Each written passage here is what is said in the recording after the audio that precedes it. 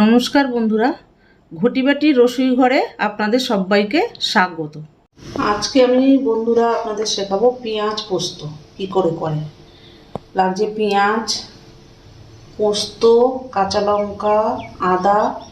পোস্তটাকে ভালো করে ধুয়ে নিয়েছি, নিয়ে একটু ভিজিয়ে রেখে তারপরে মিক্সিতে পেস্ট করে নিয়েছি।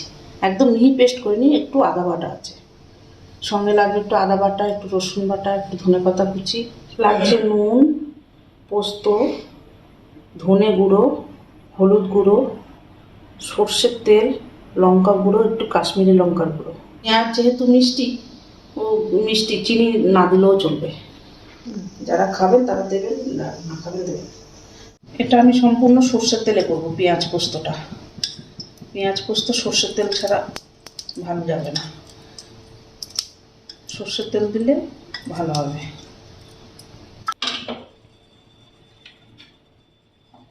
এবারে আমি দেবো পেঁয়াজটা দিয়ে একটু ভাজা ভাজা করে নিতে হবে। ভাজা ভাজা করে নিয়ে তারপর অন্যান্য মশলাগুলো দিতে হবে। এবার দিয়ে দেবো একটু নুনটা দিলে পেঁয়াজটা একটু নরম হবে। একটু পেঁয়াজটাকে নাড়াচাড়া করে একটু ঢাকা দিয়ে দেবো 2 মিনিটের জন্য। ঢাকা দিয়ে 2 মিনিট পরে ফিরে আসছি। দেখি পেঁয়াজটা কীরকম অবস্থায় আছে, ঢাকনাটা খুললাম। পেঁয়াজটা এবার ভাজা ভাজা মতো হয়ে গেছে। এবার এই পেঁয়াজটার ভিতরে মশলাগুলো দেবো সব। এবার দেবো আদা বাটা, একটু রসুন বাটা। এবার একটু নাড়াচাড়া করে নিচ্ছি পেঁয়াজটাকে। এবার একে একে মশলাগুলো দেবো। এবার দিলাম হলুদ গুঁড়ো, কাশ্মীরি লাল লঙ্কার গুঁড়ো, ঝাল লঙ্কার গুঁড়ো,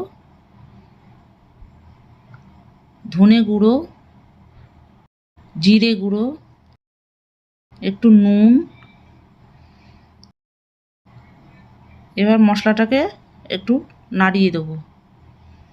মশলাটা নাড়িয়ে দিয়ে একটু 2 মিনিটের জন্য ঢাকা দেবো। ভালো করে একটু নাড়িয়ে চাড়িয়ে নিয়ে এবারে একটু ঢাকা দিয়ে দেবো 2 মিনিটের জন্য। 2 মিনিট পরে আসছি। ফিরে এলাম 2 মিনিট পরে। দেখুন বন্ধুরা কি সুন্দর ঝরঝরে হয়ে গেছে। এবার একটু নাড়িয়ে নিই।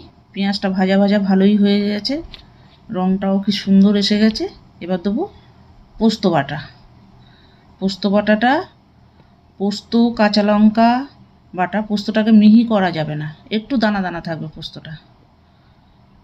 পোস্তটা দিয়ে এবার নাড়িয়ে নেব।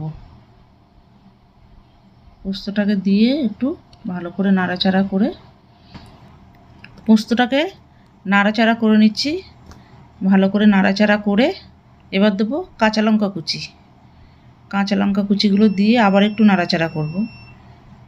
কাঁচা লঙ্কা কুচি দিয়ে এবার নাড়াচাড়া করে এবার পোস্ত বাটিটা ধুয়ে একটু জল দেবো, সামান্য একটুখানি জল দিয়ে দেবো। দিয়ে আবার একটু নাড়াচাড়া করে এবার ঢাকা দিয়ে দেবো।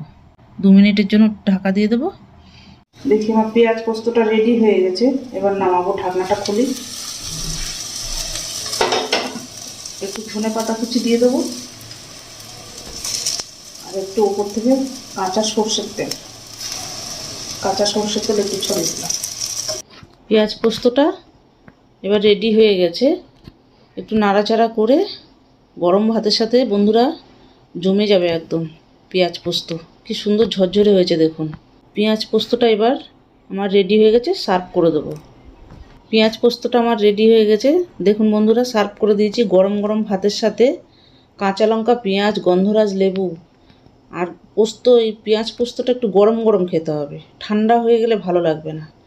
গরম গরম খেয়ে দেখবেন আপনারা করে, আমাকে কমেন্ট করে জানাবেন। এরকম নিত্য নতুন ভিডিও পাওয়ার জন্য আপনারা আমাকে সাবস্ক্রাইব করবেন, লাইক করবেন, শেয়ার করবেন। আপনারা সবাই সুস্থ থাকবেন, ভালো থাকবেন। ধন্যবাদ।